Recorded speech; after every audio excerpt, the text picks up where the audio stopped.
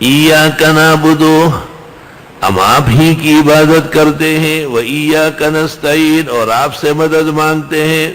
دیکھو عبادت تین چیزوں کا مجموعہ ہے، کم، کیف اور عین۔ کتنی، کب اور کس طرح۔ آپ 2 رکعت نماز پڑھتے ہیں، طریقہ معلوم ہے، آپ کو پتہ ہے کہ یہ وقت نفلوں کا ہے، یہ وقت نفل پڑھنے کا نہیں ہے۔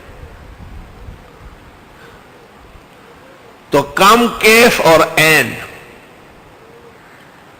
عبادت کے 3 چیزیں ملحوظ ہوئی، یو تما، بل مینا اور درم یرا۔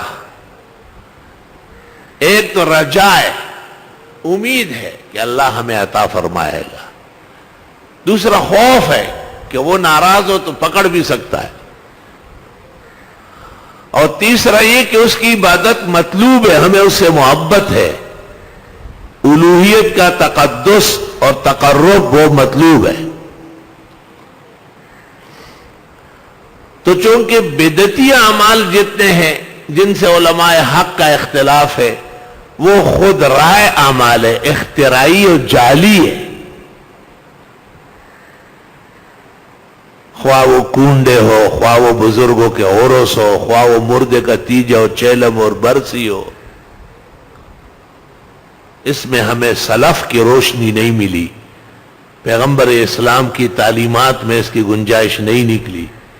اور تفسیر بیضاوی کے اندر پہلی مرتبہ جو وَعَمِلُوا الصَّالِحَاتِ آیا تو قاضی بیضاوی نے کہا العمل الصالح ما صوغہ الشرع، جو شریعت میں ثابت ہو، گنجائش ہو، وہ عمل نیک ہوگا۔ آپ فجر کی 2 سنتیں پڑھتے ہیں تو عبادت ہے، خیر من الدنیا وما فیہا۔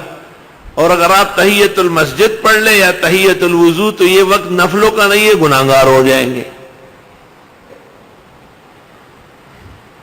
آپ فجر سے پہلے 2 رکعت، دوسری رکعت کے رکوع تک بھی فاصلے پر پڑھ کے آئے، لیکن فجر پڑھنے کے بعد 1 گھنٹہ سورج نکلنے میں باقی ہے، مگر یہ 2 رکعت نہیں لوٹا سکتے، کیونکہ امام ابو حنیفہ کی فقہ میں ہے کہ اس کی حیثیت نفلوں کی ہو گئی، اور فجر سے پہلے یا فجر کے بعد نوافل نہیں ہے، بلکہ صرف 2 رکعت سنت قبلیہ اور 2 رکعت مکتوبہ۔